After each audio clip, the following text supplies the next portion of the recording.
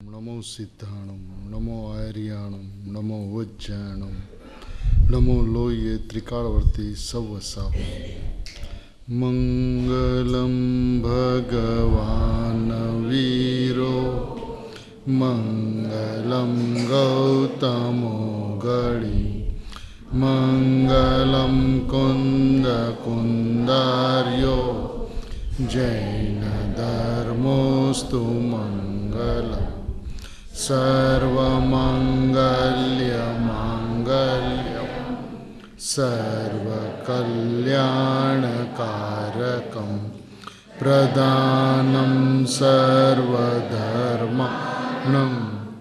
जैनं जयतु शासनम् ओंकारबिंदु संयुक्तं नित्यं ध्यायन्ति योगिनः कामदं मोक्षदं चैव ओंकाराय नमो नमः नमः समयसाराय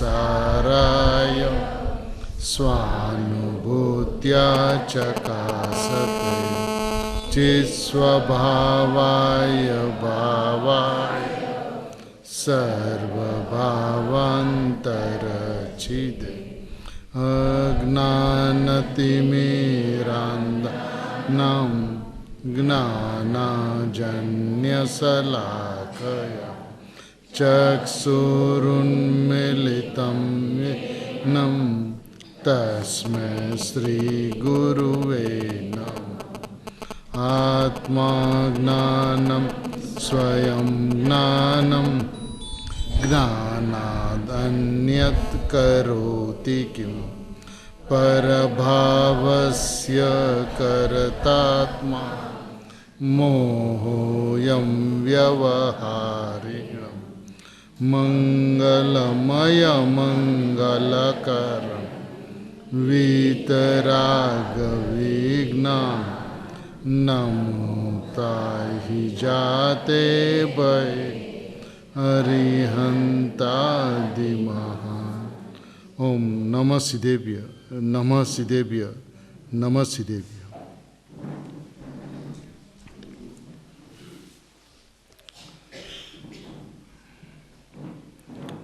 महावीर परमात्मा के शासन में कुन आचार्य भगवान की आमनाई में अमृतचंद्र आचार्य भगवान इत्यादि आचार्य भगवंतों की परंपरा में पूज्य गुरुदेव श्री का भरत क्षेत्र में महाविद्य से सीधा आना वह अपने आप में एक आश्चर्यकारी घटना है, जिस घटनाक्रम के कारण भरत क्षेत्र का पूरा दृश्य परिवर्तित होकर महावीर परमात्मा का मूल मार्ग पुनः धारावाही प्रवाहित हुआ।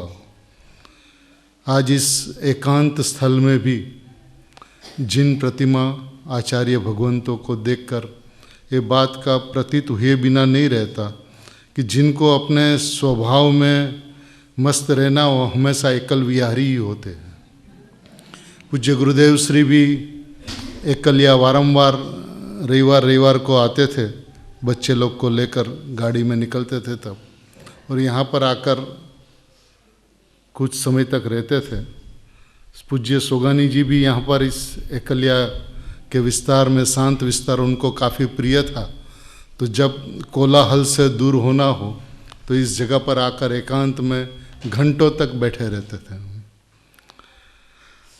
तो ये सब इस बात का प्रतीक है कि शासन की प्रभावना का क्रम जो है वो ऊपर उठता है, ऊर्ध्व होता हुआ है, और उनका कारण यदि देखा जाए तो एकमात्र शुद्धात्मा की रुचि है। वितरागी देव शास्त्र गुरु हृदय में तब विराजमान होते हैं कि जब एक भगवान आत्मा के अलावा जिसे कुछ नहीं चाहिए। तो पूज्य गुरुदेव श्री के इस युग में, इस अध्यात्म क्रांति के युग में जो भी मुमुक्षु जुड़े हुए हैं उसे शुद्धात्मा के अलावा, भगवान आत्मा के अलावा किसी में कोई रस नहीं है। अब इस भगवान आत्मा को समझा कैसे जाए, इसकी दृष्टि कैसे की जाए, इसका अनुभव किस विधि से हो, उसके लिए अपन पूज्य गुरुदेव श्री का प्रवचनों के माध्यम से इस बात को समझते हैं, इसका चिंतन मनन करते हैं। आज अपन इस जिन मंदिर में पूज्य सोगानी जी के कुछ बोलों के माध्यम से स्वाध्याय करेंगे, जिसके अंदर में सुधात्मा की बात कितनी सुंदर है और कितनी सरल है, ये सोगानी जी साहब बतलाते हैं। ऐसे तो अपना चल रहा नियम सार परमागम के ऊपर में 50वीं गाथा का प्रवचन पुनः फिर दोपहर में सोनगढ़ में अपन लेंगे। यहाँ पे सोगानी जी साहब यह कहते हैं 573 नंबर के बोल में, अनुभव थवो तो सेलो छे। अनुभव होना तो सरल है। अब सबको अनुभव कठिन लगता है। सोगानी जी साहब यह कहते हैं कि अनुभव थवो तो सेलो छे। कठिन क्या है, श्रम वाला क्या है? तो कहते हैं परंतु विशेष उघाड़ शक्ति होवी અને ન્યાય આદि વિચારવું શ્રમવાળું છે। क्या कहते हैं? अनुभव होना तो सरल है, क्योंकि एक ज्ञान दर्शन अपना स्वभाव है। और इसके अंदर में भी जैसे जो प्रथम पत्र के अंदर में भी जो सोगानी जी साहब ने जो लिखा है,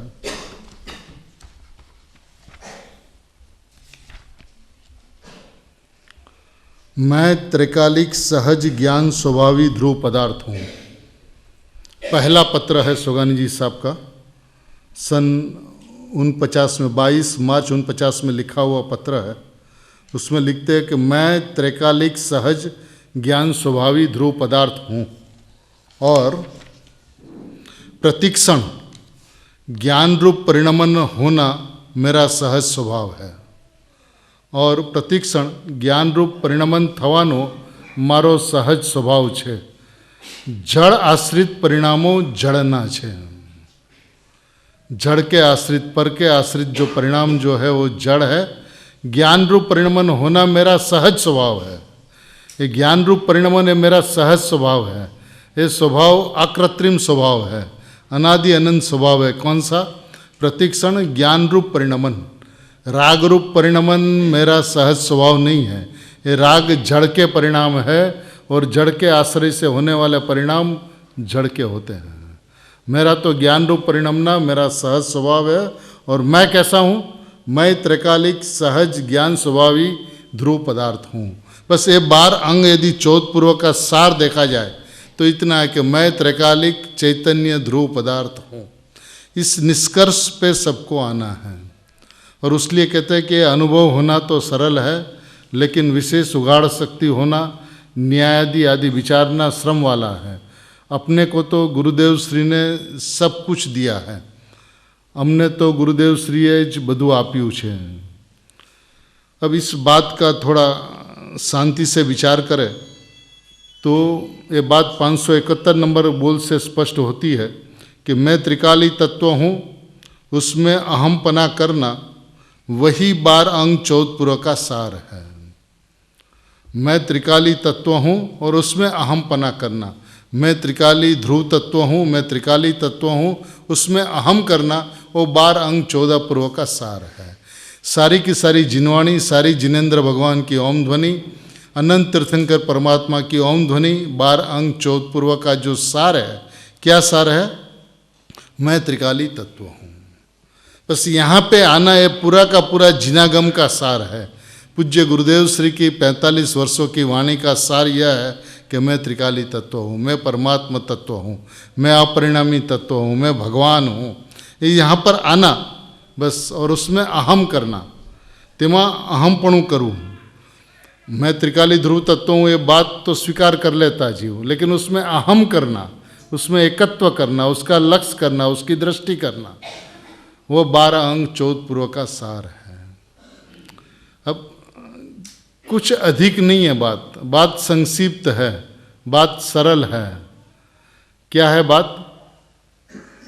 કે સ્વાધ્યાય આદિ વિકલ્પવાળું જ્ઞાન છે તે તો આકુળતાની સાથે અભેદ છે. स्वाध्याय आदि का विकल्प वाला ज्ञान है वह तो आकुलता के साथ अभेद है एवं सहज ज्ञान त्रिकाली स्वभाव के साथ अभेद है. दो बात. स्वाध्याय आदि का विकल्प वाला ज्ञान वह तो आकुलता के साथ में अभेद है और सहज ज्ञान स्वाभाविक ज्ञान अपना ज्ञान त्रिकाली स्वभाव के साथ में अभेद है जिसमें निराकुलता है. अपना ज्ञान सहज ज्ञान त्रिकाली से अभेद और विकल्प वाला ज्ञान स्वाध्याय आदि का ज्ञान स्वाध्याय आदि का विकल्प वाला ज्ञान वो आकुलता के साथ में अभेद. अपने को अपने स्वभाव की ऊर्ध्वता रहे त्रिकाली ध्रुव स्वभाव की ऊर्ध्वता रहे मैं परमात्मा तत्व हूँ ऐसा अहम रहे बस वही 12 अंग 14 पूर्व का सार है. अंग पूर्व में इतना ही कहना आज केवू है. अंग पूर्व में आज केवू है. इससे आगे कुछ नहीं कहना. जिनवाणी के अंदर में क्या कहना कि मैं त्रिकाली तत्व हूँ उसमें तू अहम कर बस इतना कहना है. क्योंकि तूने उस द्रव्य के ऊपर अनादिकाल से दृष्टि नहीं की. उस शुद्धात्मा के ऊपर में लक्ष्य नहीं किया उसमें अहम नहीं किया उसमें एकत्व नहीं किया तो वो कर बस ये 12 अंग 14 पूर्व को कहना है.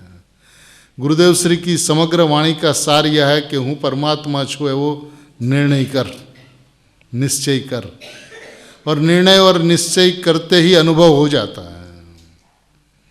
अनुभव करना नहीं पड़ता. जैसा अपना स्वभाव है ऐसा विश्वास हो तो तत्काल अनुभव हो जाता है.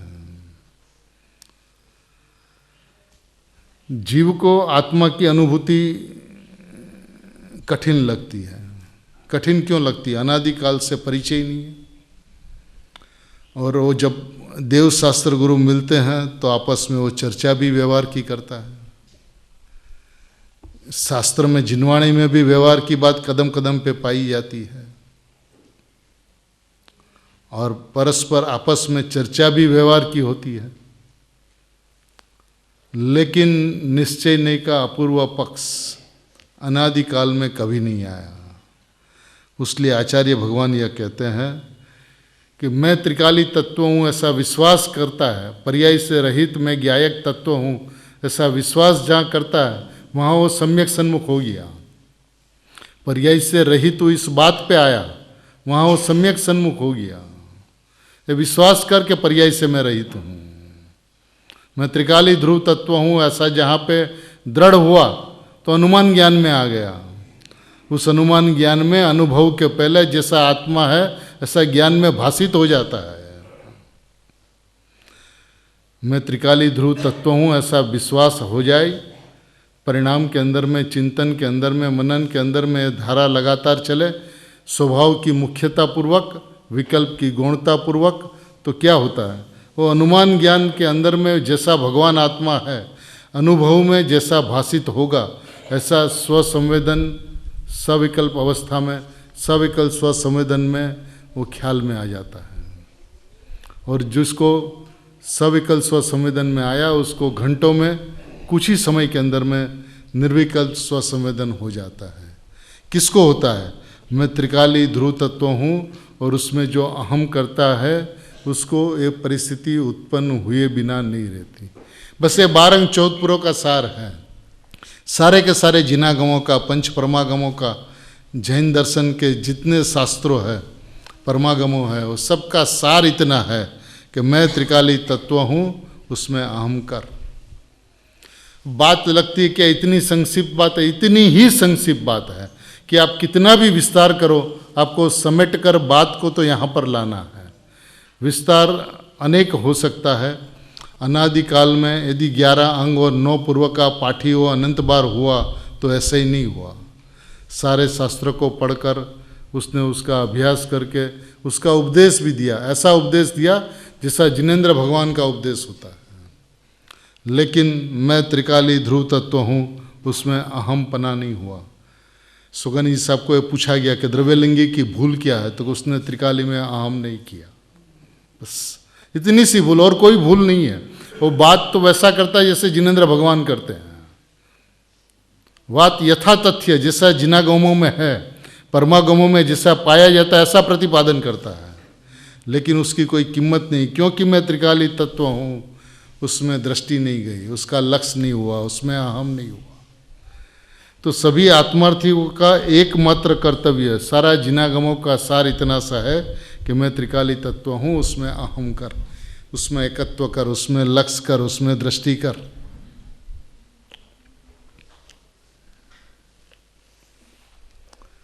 आगे कहते हैं कि सम्यक दृष्टि को एक विकल्प भी फांसी लगती है। आज अपन ने सुबह सुगानी जी के पत्रों के अंदर में भी पढ़ा कि वो विकल्प उसको पोसाता ही नहीं है, नहीं पोसाता विकल्प। क्या करूं मैं इस विकल्प का, जो मेरे स्वभाव में नहीं होता, मेरे स्वभाव में नहीं पाया जाता, मेरे से अत्यंत भिन्न है, स्वभाव से भिन्न, भावों से भिन्न। मैं चेतन तत्व और वो जड़ तत्व न। सम्यक दृष्टि को एक विकल्प भी फांसी लगती है। विकसित स्वभाव में विभाव मात्र फांसी लगती है। विकसित स्वभाव में जो स्वभाव प्राप्त हुआ, अनुभूति हुई, उस स्वभाव में विभाव मात्र फांसी लगती है। देखिए, मार्ग पूरा का पूरा अभिप्राय का मार्ग है। आपका अभिप्राय क्या कहता है? आपको अनुभूति करनी है ना आप अनुभूति स्वरूप भगवान आत्मा हो? यदि अनुभूति करनी है तो इसको हम पर्याय दृष्टि कहते हैं, मिथ्या दृष्टि कहते हैं। और यदि मैं परमात्मा तत्व हूँ, परम पारिणामिक भाव मात्र वस्तु हूँ, निर्विकल्प मात्र वस्तु हूँ, नायक मात्र वस्तु हूँ, सकल निरावरण अखंड एक प्रत्यक्ष प्रतिभासमय अविनश्वर शुद्ध पारिणामिक परम भाव लक्षण निज परमात्मा द्रव्य वही मैं हूँ, तो इसको द्रव्य दृष्टि कहते हैं। और उसके अंदर में खंड खंड ज्ञान रूप मैं नहीं हूँ, सम्यक दर्शन, सम्यक ज्ञान, सम्यक चारित्र रूप मैं नहीं होता। मैं तो परमात्मा तत्व हूँ, मैं तो अपरिणामी तत्व हूँ, है ना। परिणाम में से अहमपना खिसना और त्रिकाल स्वभाव में अहमपना होना। कर्तव्य क्या है? परिणाम में से अहमपणु खसવું અને ત્રિકાળ સ્વભાવમાં અહમપણું થવું તે શુદ્ધ જીવનું પરિણામ સ્વભાવ સ્વરૂપ છે। તે શુદ્ધ જીવનું સ્વરૂપ છે। પરિણામમાંથી અહમપણું ખસવું અને ત્રિકાળ સ્વભાવમાં અહમપણું થવું। दो बात है, नास्ति से पर्याय में से अहमपना हटना, मिटना, और अस्थि से द्रव्य में अहमपना होना। बस इतनी सी बात है। क्योंकि देखिए, आचार्य भगवान ने भी पर्यार्थिक चक्षु को सर्वथा बंद करने का उपदेश दिया। क्यों दिया? कथनचित बात नहीं की। कथनचित पर्यार्थिक चक्षु और कथनचित द्रव्यार्थिक चक्षु, ऐसा नहीं। पर्यार्थिक चक्षु को सर्वथा बंद करके और द्रव्यार्थिक चक्षु उघाड़ेला द्रव्यार्थिक चक्षु द्वारा, खुलेला द्रव्यार्थिक चक्षु द्वारा। ये तो जहाँ पर्यार्थिक चक्षु सर्वथा बंद हुआ, चक्षु तो दो है, तीसरी चक्षु नहीं है, परार्थिक चक्षु ही नहीं है किसी के पास, पर को जानने वाली चक्षु नहीं है किसी के पास में, चाहे पर्यार्थिक चक्षु चाहे द्रव्यार्थिक चक्षु। अभी अनादिकाल से तेरी पर्यार्थिक चक्षु खुली थी तो द्रव्यार्थिक चक्षु बंद थी। आत्मा की अनुभूति करनी है, सम्यक दर्शन करना, मोक्ष मार्ग पे चलना है। ये परिणाम पर्याय बुद्धि वाले, पर्याय दृष्टि वाले मिथ्या दर्शन के परिणाम है। वहाँ से हटकर, है ना, परिणामમાંથી અહમપણું ખસવું અને ત્રિકાળ સ્વભાવમાં અહમપણું થવું। दो बात, पर्याय में से अहमपना खिसना और द्रव्य में अहमपना होना। बस इतनी सी बात है, कोई लंबा विस्तार नहीं है। देखिए, स्वयंभू रमण समुद्र में असंख्यात जलचर प्राणी पंचम गुणस्थान वर्ती है। कौन सा स्वयं, कौन सा उपदेश, कौन से वक्ता, क्या है उसके पास में? अपना अस्तित्व को पकड़ता है, बस अस्तित्व को पकड़ता, अनुभूति हो जाती है। तो वो आज सुबह सोगानी जी साहब ने भी ये कहा कि चेतन का अस्तित्व को पकड़ ले। जहाँ चेतन के अस्तित्व को पकड़ा, बस वही अपना अस्तित्व है।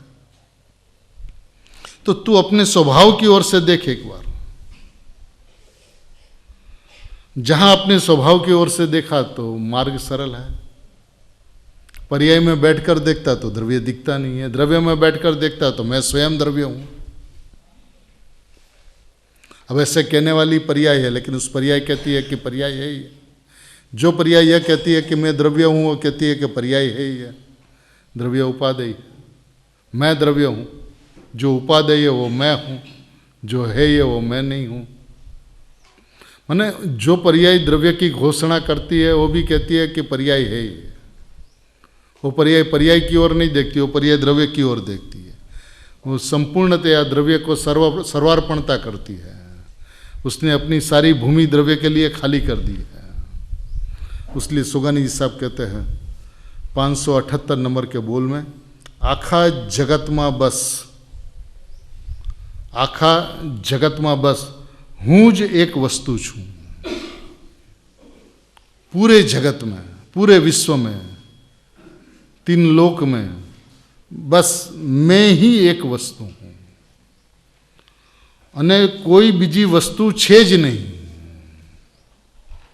હું જ એક વસ્તુ છું અને કોઈ બીજી વસ્તુ છે જ નહીં, કોઈ વસ્તુ છે જ નહીં, બીજી કોઈ વસ્તુ જ નથી। હું એક વસ્તુ છું અને બાકી કોઈ વસ્તુ જ નથી। પોતાનો ત્રિકાલી પરમ પરિણામિક ભાવ, अपरिणामी भाव वो वस्तु, और बाकी कोई वस्तु नहीं, બીજી કોઈ વસ્તુ નહીં છે ને। અને કોઈ બીજી વસ્તુ છે જ નહીં। અરે બીજી કોઈ વસ્તુ છે કે નહીં એવો વિકલ્પ પણ શા માટે?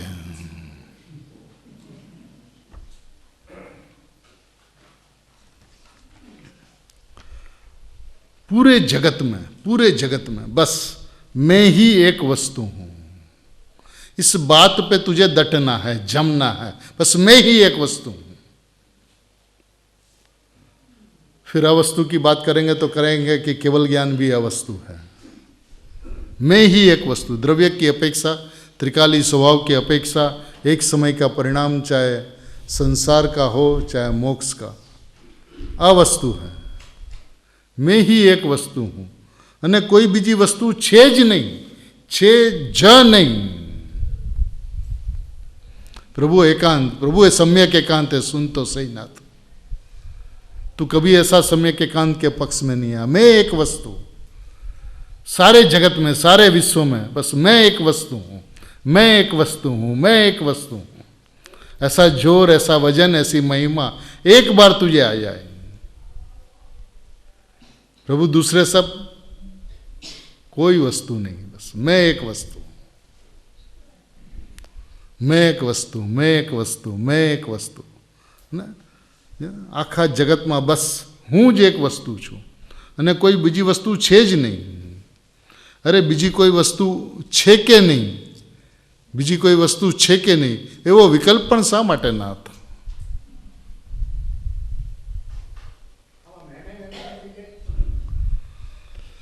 स्वभाव के अंदर में मैं पना हुआ नहीं। श्रद्धा का काम है अहम करना, और अहम के अंदर में मैं परमात्मा, तो ऐसा परमात्मा में मैं पना तो होना चाहिए। जैसे अनादि से पर्याय में मैं पना है। रागादि भाव का वो अभाव करना चाहता है, सम्यक दर्शन प्रकट करना चाहता है। ये दोनों ही रागादि का अभाव और सम्यक दर्शन का सद्भाव, इसके अंदर में जो मैं पना है वो पर्याय में है। अहम, देखिए श्रद्धा का तो कार्य है अहम समर्पित करना, श्रद्धांजलि समर्पित करना, अपनी श्रद्धा समर्पित करना, वो श्रद्धा का कार्य है। अब वो कहाँ समर्पित करती है उसके ऊपर डिपेंड करता है संसार या मोक्ष। हमें सम्यक दर्शन चाहिए तो उसका श्रद्धा पर्याय को समर्पित किया हम, और मैं परमात्मा हूँ तो उसने मैंपना समर्पित किया द्रव्य को। अब जब द्रव्य को मैंपना समर्पित किया तो सम्यक दर्शन होकर मोक्ष मार्ग में गमन करके परिपूर्णता को प्राप्त कर लेगा। और सम्यक दर्शन प्राप्त करना है इस अभिप्राय के अंदर में पर्याय में मैंपना स्थापित करके मिथ्यात्व को दृढ़ कर लेगा। व्यवस्था अत्यंत स्पष्ट है, यहाँ पे कहीं पे भी किंतु परंतु नहीं है, इफ एंड बट्स नहीं है। द्रव्य स्वभाव के अंदर में अहम पना हुआ मैं ही एक वस्तु हूँ तो मोक्ष हो जाएगा। और हमें स्वभाव का लक्ष्य करके सम्यक दर्शन प्राप्त करना है, संसार चालू रहेगा। आपका अभिप्राय क्या है उसकी कीमत है, बस आपकी मान्यता क्या। एक समय की पर्याय में अपनापन है न त्रिकाली ध्रुव स्वभाव में अपनापन है। अपनापन तो कहीं ना कहीं स्थापित प्रत्येक श्रद्धा की पर्याय करेगी करेगी और करेगी। उसके अंदर में 99 और 1% की कोई गुंजाइश नहीं, चाहे तो सर्वथा त्रिकाली या तो सर्वथा पर्याय। अब अनादिकाल से उसने अपना सर्वथाना मैंपना पर्याय के अंदर में स्थापित किया है। अब वो यदि मैंपना द्रव्य में स्थापित करते हैं तो वो मोक्ष मार्ग है। ये बात अत्यंत स्पष्ट है, इसके अंदर में कुछ सोचने की जगह नहीं है। देखिए, सारा मुमुक्षु समाज को द्रव्य गुण पर्याय की व्यवस्था क्या है, प्रमाण वस्तु स्वरूप क्या है, पर पदार्थ से भिन्नता क्या है, 7 तत्वों का स्वरूप क्या है, 6 द्रव्यों का स्वरूप क्या है, जड़ का स्वभाव क्या है, चेतन का स्वभाव क्या है, द्रव्य पर्याय का स्वभाव क्या है, गुण पर्याय व द्रव्यम व्यवस्था क्या है, उत्पाद वही ध्रुव युक्तम सत क्या है, सारी की सारी बात पता है। अब सिर्फ द्रव्य के ऊपर उसका वजन नहीं आता, अपरिणामी के ऊपर उसका वजन नहीं आता, त्रिकाली ध्रुव स्वभाव के ऊपर में वजन नहीं आता। उसलिए सोगानी जी ये पूरे द्रव्य दृष्टि प्रकाश के 705 बोलों के अंदर में बारंबार एक बात कहता है कि मैं अपरिणामी हूँ, मैं अपरिणामी हूँ, मैं अपरिणाम, मैं त्रिकाली ध्रुव तत्व हूँ। और जिनकी नज़र वहाँ पे जाती है वो वारंवार स्वभाव के अंदर में रमते रहते हैं, और स्वभाव से बाहर आना उसको पुसाता नहीं है। उसकी दृष्टि निश्चय निश्चय और निश्चय अपना त्रैकालिक स्वभाव के अलावा और किसी को देखती ही नहीं है। परिणाम से निरस हो गए, लुखा हो गए। परिणाम परिणमता है, परिणाम के अंदर में होने वाली व्यवस्था भी यथा योग्य थवा योग्य हो रही है, उसका ज्ञान वर्तता है, उसलिए जबरदस्ती नहीं करते। लेकिन स्वभाव की महिमा एक समय के लिए भी छूटती नहीं है, परिणति स्वभाव को धारण करे रखती है, उसका स्वभाव से एकत्व निरंतर चालू है। अब ज्ञानियों, उसलिए पूज्य बेंसरी कहते हैं ना कि ज्ञानियों ना बाहर थी जोवा थी कहीं समझा तू न थी। अब वो तो जो बाह्य क्रिया जो आप देखते हो तो ज्ञानी है ही नहीं, वो तो जड़ है, उसमें चेतन कहाँ आएगा। अब उसके अंदर में जो चेतन की जो परिणति जो चलती है, सुधोपयोग भले ही लगातार ना हो, कभी कभी हो, लेकिन स्वभाव की जो परिणति जो प्रकट हुई वो तो स्वभाव को छोड़ती नहीं। वो तो अपने आप को सुखी देखते हैं, जगत को उदयी भाव से वो कुछ दिखता है, वो अपने आप को सुखी देखते हैं। तो ये तो देखने का विधान है कि आप वस्तु को कहाँ से देखते हो।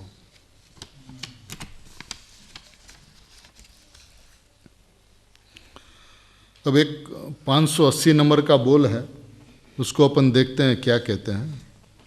प्रश्न है, अपरिणामीनो अर्थ शू? आत्मा पर्याय विनानो सर्वथा कुटस्थ छे? एवो प्रश्न है। आत्मा पर्याय विनानो सर्वथा कुटस्थ छे, ऐसा प्रश्न है। अब उत्तर, अपरिणामी अर्थांत द्रव्य में सर्वथा पर्याय नहीं है, ऐसा नहीं है। अपरिणामी अर्थांत द्रव्य में सर्वथा पर्याय नथी एम नथी, परंतु ऐसा नहीं है कि पर्याय सर्वथा नहीं है। सांख्य मत जैसा मानता वैसा है, वेदांत जैसा मानता ऐसा नहीं है।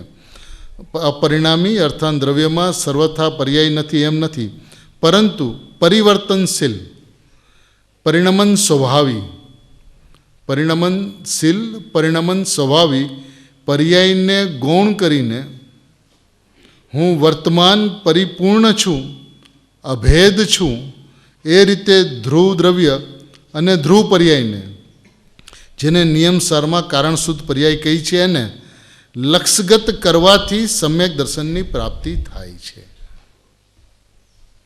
किस तरह से? परिवर्तनशील परिणमन स्वभावी पर्याय को गौण करके। अब पर्याय को गौण करके माने क्या?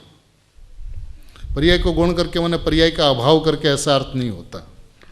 लेकिन पर्याय में पर्याय है ऐसे भी नहीं देखना।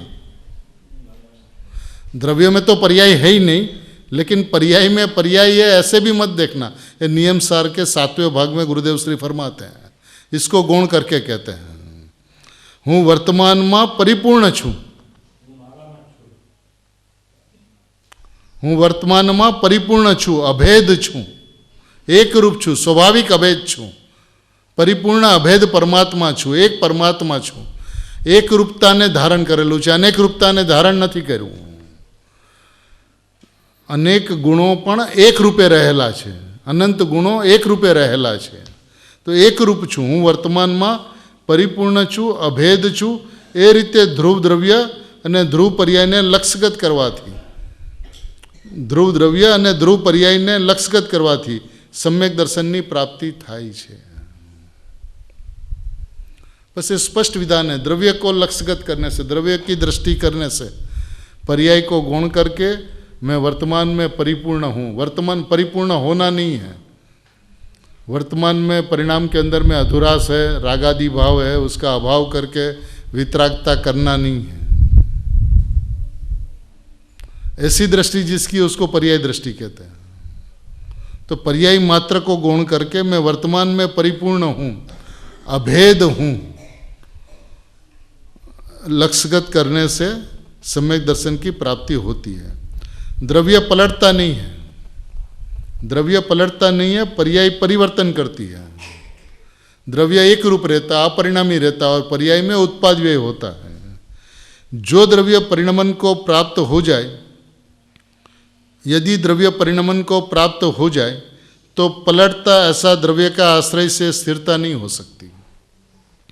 द्रव्य यदि परिणमन को प्राप्त हो जाए तो पर्याय तो परिणमती है, तो भी द्रव्य भी पलटेगा, और द्रव्य भी पलटेगा तो उसका आश्रय से स्थिरता कैसे होगी. जिसे परिणमते पर्याय के आश्रय से स्थिरता नहीं हो सकती, ऐसे द्रव्य भी यदि परिणाम में आ जाए और परिणाम के साथ में पलटता रहे तो स्थिरता कैसे होगी, क्योंकि वो तो परिणमने वाली है, बदलने वाली है, नहीं टिकने वाली है, पलटने वाली है, उत्पाद व्ययी रूप है. तो कहते हैं कि ये पलटता एवं द्रव्यना आश्रय स्थिरता थई सके नहीं, અને સ્થિરતા વિના સમ્યક દર્શન થઈ શકે નહીં. તેથી જે પરિવર્તન પામે છે તેનું લક્ષ છોડો. તેથી જ જે પરિવર્તન પામે છે એનું લક્ષ છોડો. મને सीधा आदेश है, उपदेश नहीं है कि लक्ष्य छोड़ो. जो परिणमन करती है, परिवर्तन करती है, ऐसे पर्याय का लक्ष्य छोड़ो. और ध्रुव अपरिणामी चैतन्य तत्व जो एक ही सारभूत है, और ध्रुव अपरिणामी चैतन्य तत्व जो एक ही सारभूत है, उसका लक्ष्य कर. एक का लक्ष्य छोड़ने को कहा और एक का लक्ष्य करने को कहा. परिणमती पर्याय का लक्ष्य छोड़ने को कहा, और एक रूप ध्रुव चैतन्य परमात्मा अपरिणामी प्रभु है, उसका लक्ष्य करने को कहा. बस ये मार्ग है, इसके बाहर मार्ग नहीं है. तू मान तो इतना सा मार्ग है, न मान तो इतना सा मार्ग है. पर्याय परिणमे छे तेનું પરિણમન થવા દે. पर्याय परिणमे छे तेનું પરિણમન થવા દે. તેની સામે ન જો. माने ये जितनी भी वार्ता है, द्रव्य की व्यवस्था और पर्याय की व्यवस्था, शब्दों के अंदर में, भाषा के अंदर में, वाणी के अंदर में जितना कहा जा सके उससे अधिक, गुरुदेव श्री कहते हैं कि वाणी तो दुश्मन है. अब दुश्मन से अपना प्रशंसा करवाना हो तो कितना किया जा सकता है. ये भाषा तो वाणी जड़ है. अब जड़ से चेतन की प्रशंसा करने के लिए कहो, फिर भी उस जड़ ने तेरी इतनी प्रशंसा की है कि यदि तू बात को यदि समझ ले तो तेरा इसी वक्त कल्याण है. पर्याय परिणमे छे तेનું પરિણમન થવા દે. તેની સામે ન જો, પરંતુ તે જ કાળે જ્યારે પર્યાયનું પરિણમન થાય છે ત્યારે એની સામું ન જોઈને તે જ કાળે તું પરિપૂર્ણ અપરિણામી ધ્રુવ તત્વ છે તેને દેખ.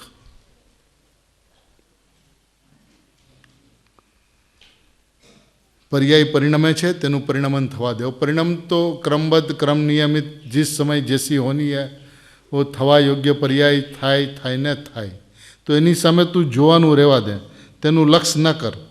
અને તે જ કાળે તું પરિપૂર્ણ અપરિણામી ધ્રુવ તત્વ છો. તે જ સમયે, જે સમયે પરિણામ પરિણમે છે તે સમયે તું પરિપૂર્ણ अपरिणामी ध्रुव तत्व छो. परिपूर्ण, कुछ करना नहीं है, अधूरा नहीं है, परिपूर्ण है, परमात्मा है. जिसे पारसनाथ भगवान ऐसा तू है. तेरे में और उसमें कोई अंतर नहीं है.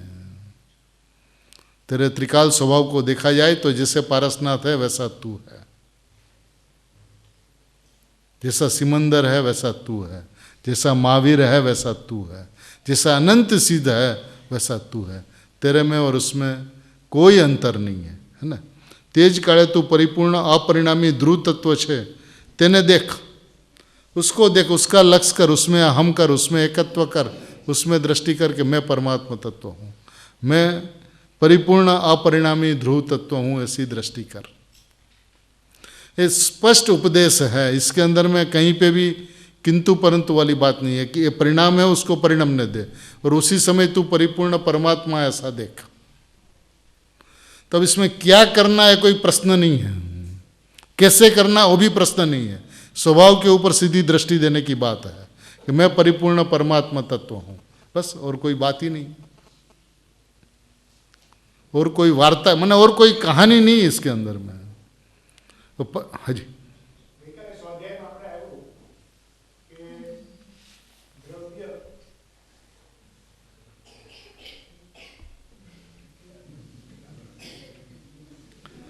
કાંઈ વાંધો નહીં, વિચારીને કહેજો, બપોરે લેશું આપણે।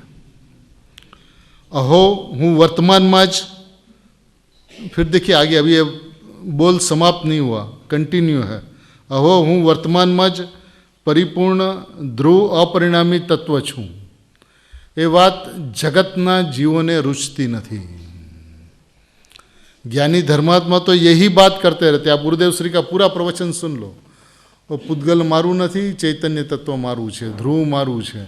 તને ભાઈ એવી ભ્રાંતિ થઈ ગઈ છે કે રાગ મારો છે, મારામાં થાય છે, એવું કંઈ છે નહીં। આ પર્યાય પરિણમે છે તો એ પરતત્વ છે, તું અપરિણામી છો તો એ સ્વતત્વ છે। તો ऐसे कहते હું વર્તમાનમાં જ પરિપૂર્ણ ધ્રુવ અપરિણામી તત્વ છું, તે વાત જગતના જીવોને રૂચતી નથી। અને પ્રમાણના લોભમાં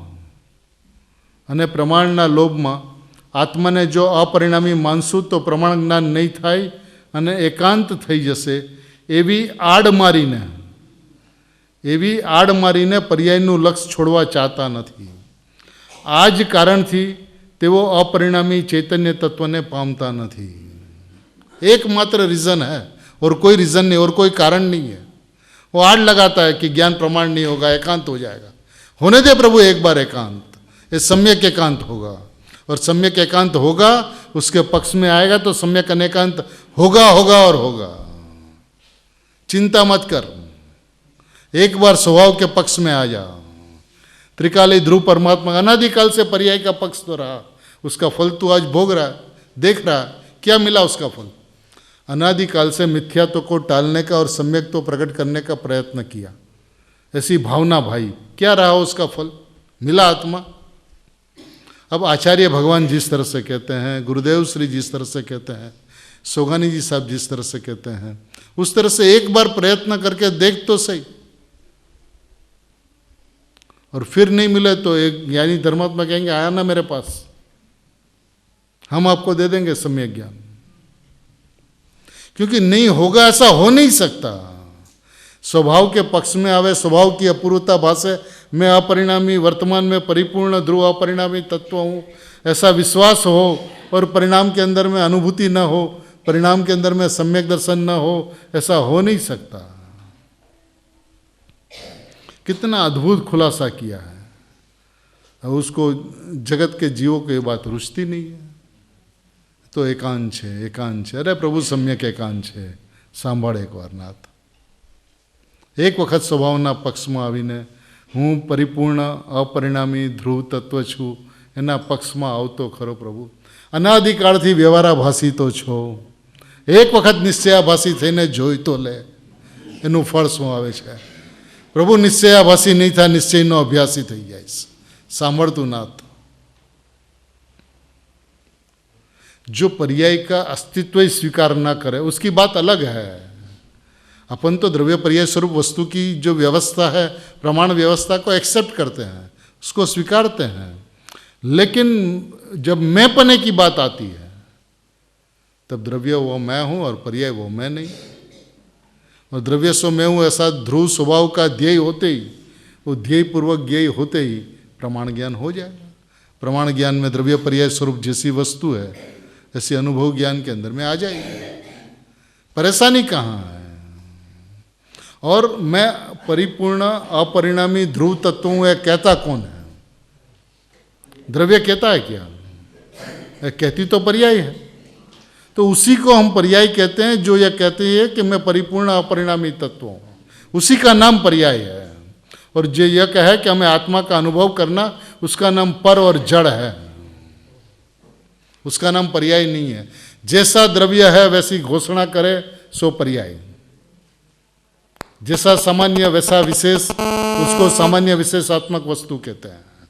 सामान्य परिपूर्ण और विशेष कह मैं रागी द्वेषी, तो ऐसा विशेष नहीं होता।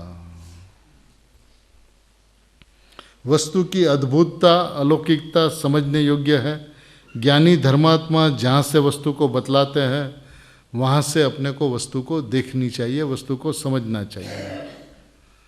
अब फिर वो आगे एक प्रश्न करता 581 नंबर के बोल में, શાસ્ત્રમાં આત્માને ભેદાભેદ સ્વરૂપ કહ્યો છે અને આપ તો આત્માને અભેદ કહો છો, તો એમાં આપનું શું પ્રયોજન છે? जिनवाणी के अंदर में आत्मा को भेदाभेद स्वरूप कहा और आप कहते हो कि आत्मा अभेद है, तो इसमें आपका क्या प्रयोजन है? तो उत्तर, प्रमाण ज्ञान की अपेक्षा से आत्मा को भेदाभेद स्वरूप कहने में आता है। प्रमाण ज्ञान पूरी वस्तु की अपेक्षा से पर द्रव्य से जब भिन्न करवाना हो, अपने घर के अंदर में लाना हो, तो उस अपेक्षा से भेदाभेद स्वरूप वस्तु पर्याय द्रव्य से भेद भी है और पर्याय द्रव्य से अभेद भी है। ये बात भेदाभेद स्वरूप की बात प्रमाण ज्ञान की अपेक्षा से ये बात सही है और कहने में भी आती है। लेकिन वास्तव में ये बात तो फुल स्टॉप हुआ कि ये बात प्रमाण ज्ञान की अपेक्षा से आत्मा भेदाभेद स्वरूप है, परंतु वास्तव में सम्यक दर्शन का विषयभूत आत्मा, वास्तव में सम्यक दर्शन के विषयभूत आत्मा तो अभेद ही है। त्रिकाली ध्रुव परमात्मा है, वो स्वाभाविक अभेद है, अभेद ही है। कारण के सम्यक दर्शनना विषयમાં ભેદ નથી, તેથી ભેદાભેદના લક્ષથી सम्यक દર્શનની પ્રાપ્તિ થતી નથી।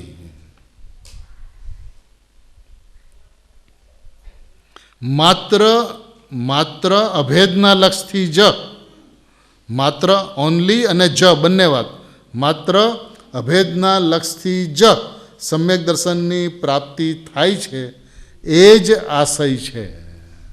सम्यक दर्शन की प्राप्ति का उपाय क्या है कि आत्मा स्वाभाविक अभेद वस्तु है, उसके अंदर में भेद मत देखना, भेद का उपचार मत लगाना। वस्तु जो है वो स्वाभाविक अभेद जो है वो मैं हूँ, ऐसी दृष्टि होते ही सम्यक दर्शन होता है, और कोई विधान सम्यक दर्शन का नहीं है। तूने प्रभु अपने आप को, अपने स्वभाव को यहाँ से नहीं देखा, तो यहाँ से देखने का विधान बतलाते हैं।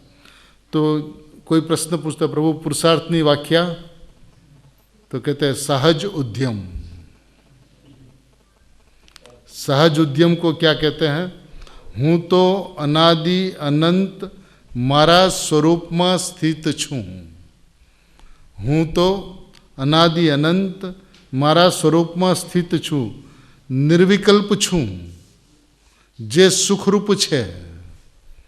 हूँ तो अनादि अनंत मारा स्वरूप में स्थित छूँ। मारा स्वरूप में हूँ क्या आव्यो नहीं, मारा स्वरूप में हूँ क्या गयो नहीं।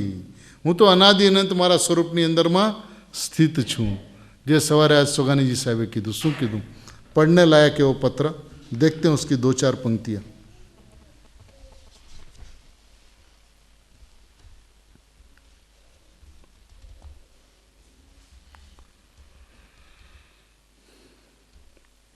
ये 11वां नंबर का पत्र है, तो उसके अंदर में सोनगढ़ में मुमुक्षु बहनों को लिखा हुआ पत्र है। उसके अंदर में सोगानी जी साहब ऐसा कहते हैं, बाह्य प्रवृत्ति तेमज संयोगोथी ઈચ્છા એટલે રાગનું માપ થતું નથી, તેમજ ઈચ્છાથી નિરીક્ષક सूक्ष्म अभेद वृत्तिનું माप નથી હોતું। क्या कहते हैं? बाह्य प्रवृत्ति तेमज संयोग थी इच्छा એટલે रागનું माप થતું નથી। ज्ञानियों की बाह्य प्रवृत्ति से यदि आप उसका माप निकालना चाहो तो माप नहीं होता। तेमज इच्छा थी निरीक्षक સૂક્ષ્મ અભેદ વૃત્તિનું માપ નથી હોતું. ઈચ્છાથી નિરીક્ષક સૂક્ષ્મ અભેદ વૃત્તિનું માપ નથી હોતું. ઈચ્છા હોવા છતાંય પુણ્ય યોગ વિના ક્ષેત્રાંતર થતું નથી. ત્યાં મને સોનગઢ ત્યાં આવવા જવાના વાયદાઓ निश्चय निहाल भाई ना न समझो. उन्होंने पत्र में लिखा होगा कि अभी हम वहाँ पे इस दिनों के अंदर में इतने दिनों के अंदर में सोनगढ़ पहुँचेंगे. तो अभी जब नहीं पहुँचे तब यहाँ से लिखा गया कि आपने तो वायदा दिया था, आपने तो बोला था कि हम आ जाएंगे इस टाइम के अंदर में. तो उसका उत्तर देते हैं ત્યાં આવવા જવાના વાયદાઓ નિશ્ચય નિયાલભાઈ ના ન સમજો. નિશ્ચય નિયાલભાઈ તો અનાદિથી ક્યાંય આવ્યા ગયા જ નથી. તેમજ હવે એના અનંતકાળ સુધી ક્યાંય આવા જવાના જ છે. અનાદિથી ક્યાંય આવ્યા ગયા નથી અને હવે અનંતકાળ સુધી પણ ક્યાંય આવા જવાના નથી. કોણ? નિશ્ચય નિહાલભાઈ. ન કદી કોઈને વાયદો કર્યો છે ન કરનારા છે. ન કદી કોઈને વાયદો કર્યો છે ન કરનારા છે. વાયદા તેમજ આવા જવા વગેરેનું બધું કાર્ય વાયદા તેમજ આવા જવા વગેરેનું બધું કાર્ય જળ આશ્રિત જળનું છે. એ તમને જેણે વાયદો આપ્યો હતો એ જળાશ્રિત જળે એ વાયદો આપ્યો હતો. ચેતન નિયાલભાઈનું નથી. નિશ્ચય નિયાલભાઈનો એ વાયદો નથી. ચેતન નિયાલભાઈનો એ વાયદો નથી. ચેતને તો એના જ કહેવાતા રાગથી ચેતન નિહાલભાઈ જે છે એણે તો એના જ કહેવાતા છે નહીં એના જ કહેવાતા રાગથી પણ કદી નિમિત્તરૂપ સંબંધ સુધા કર્યો નથી.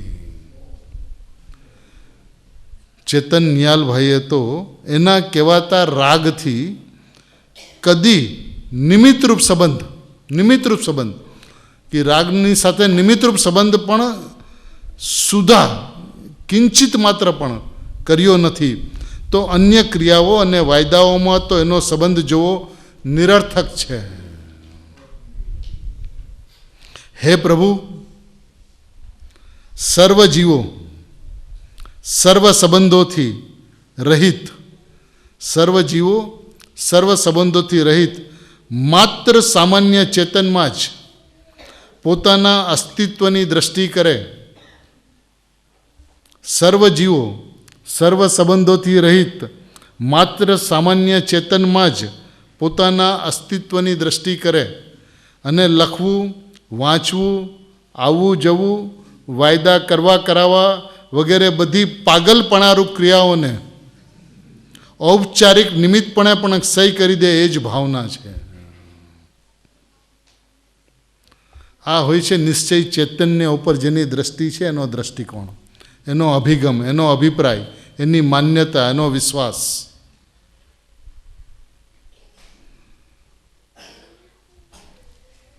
સર્વ જીવો સર્વ સંબંધોથી રહિત, સર્વ જીવ સર્વ સંબંધોથી રહિત જ છે, પણ એ માનતો નથી સર્વ સંબંધોથી રહિત છું. સર્વ સંબંધોથી રહિત એટલે કર્તા કર્મ સંબંધ, નિમિત્ત નૈમિત્તિક સંબંધ, જ્ઞાતા જ્ઞેય સંબંધ, સર્વ સંબંધોથી રહિત માત્ર સામાન્ય ચેતનમાં જ પોતાના અસ્તિત્વની દ્રષ્ટિ કરે. અને આ પાગલપણાની જે ક્રિયાઓ જે છે જેને ઔપચારિક નિમિત્તપણું કહેવામાં આવે છે એનો સહી કરી એ જ અમારી ભાવના છે. જડ નિહાલભાઈને હજી સોનગઢ પહોંચવામાં બીજા લગભગ 20 દિવસ લાગશે એવી આશા છે.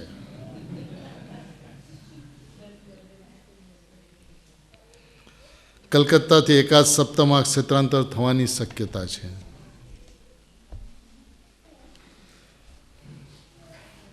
एक ज्ञानियों का अंतकरण जो होता है उसको देखना होता है.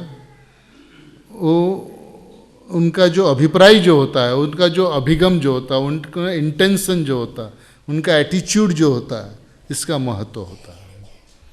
अपन आत्मार्थी इस दृष्टिकोण से आत्मा को देखें कि केवल चैतन्य तत्व जो है, केवल परिपूर्ण अपरिणामी ध्रुव तत्व जो है सो मैं हूँ.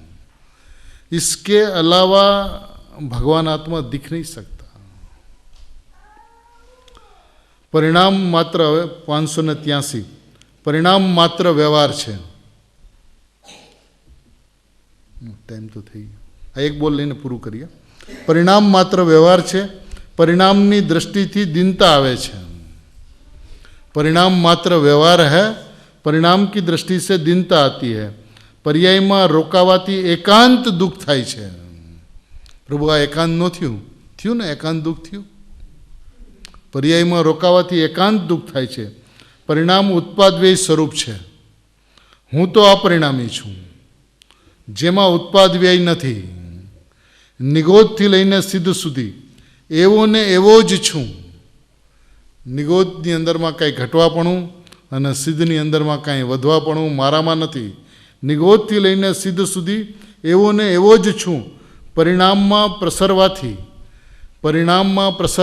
એટલે પરિણામમાં એકત્વ કરવાથી, એટલે પરિણામમાં અહમ કરવાથી, એટલે પરિણામની અંદરમાં હુંપણું કરવાથી, એટલે મિથ્યા દર્શનનો અભાવ કરીને સમ્યક દર્શન પ્રગટ કરવું છે એવા અભિપ્રાયથી પરિણામમાં પ્રસરવાથી પરિણામ જેટલો થઈ જાય. એનો મતલબ શું? તો લાલચંદભાઈ અને શશીભાઈએ બ્રેકેટની અંદરમાં એનો અર્થ કર્યો છે. ક્ષણિક પરિણામ જેટલો જ પોતાનું જીવન અસ્તિત્વ ગ્રહણ કરવાથી, ક્ષણિક પરિણામ જેટલો જ પોતાનું જીવન અસ્તિત્વ ગ્રહણ કરવાથી એમ મિથ્યાત્વના ફલ સ્વરૂપ, આ મિથ્યાત્વ છે અને એના ફલ સ્વરૂપ નિગોદનું ક્ષણિક જીવન પ્રાપ્ત થાય છે. આ ભાઈ અનાદિકાળથી પરિણામની અંદરમાં એકત્વ કરીને જીવે આ જ કાર્ય કર્યું છે. માટે કહે છે કે ભાઈ પ્રત્યેક પરિણામ સત છે, તેમાં ફેરફાર કરવાનો વિકલ્પ જૂઠો છે. ધ્રુવ સદા ધ્રુવ રૂપ જ છે, તે ઉત્પાદ વ્યયને શું કરે? ધ્રુવ સદા ધ્રુવ રૂપ છે એટલે હું ધ્રુવ છું. હું સદાય પરિપૂર્ણ અપરિણામી ધ્રુવ તત્વ છું. બસ એ જીનાગમનો સાર છે, એ જિનેન્દ્ર ભગવાનની ઓમધ્વનિનો સાર છે, એ કુંદકુન આચાર્ય, અમરચંદ્ર આચાર્ય, પદ્મપ્રમલ દાદારીદેવના પંચ પરમાગમોનો સાર છે, એ જયસેન આચાર્ય ભગવંતોનું હૃદય છે, એ ત્રિકાળવર્તી પંચ પરમેષ્ઠીઓને એટલું જ કહેવું છે. અનંતકાળમાં અનંત તીર્થંકર થઈ ગયા, ભાવિ કાળમાં અનંત તીર્થંકર થશે. એ બધાનું કહેવું એમ છે કે તું પરિપૂર્ણ અપરિણામી ધ્રુવ તત્વ છું, એમાં અહમ કર, એમાં એકત્વ કર. એની અંદરમાં સહજમાં મોક્ષ માર્ગ પ્રગટ થઈને સહજપણે પરિપૂર્ણ સિદ્ધ દશા પ્રગટ થશે. સ્વભાવથી સૌ કોઈ ભગવાન છે અને પોતાને ભગવાન માને, પરમાત્મા જાણે, પરમાત્મા માને, એનો નિર્ણય કરે કે હું પરમાત્મા છું, એવો નિશ્ચય કરે અને એવો નિર્ણય અને નિશ્ચય થતાં સહજ માત્રમાં ફલ સ્વરૂપ અનુભવ સૌ કોઈને સહજરૂપ થાય છે. એમ સહજરૂપ હોજો એવી મંગલ ભાવનાપૂર્વક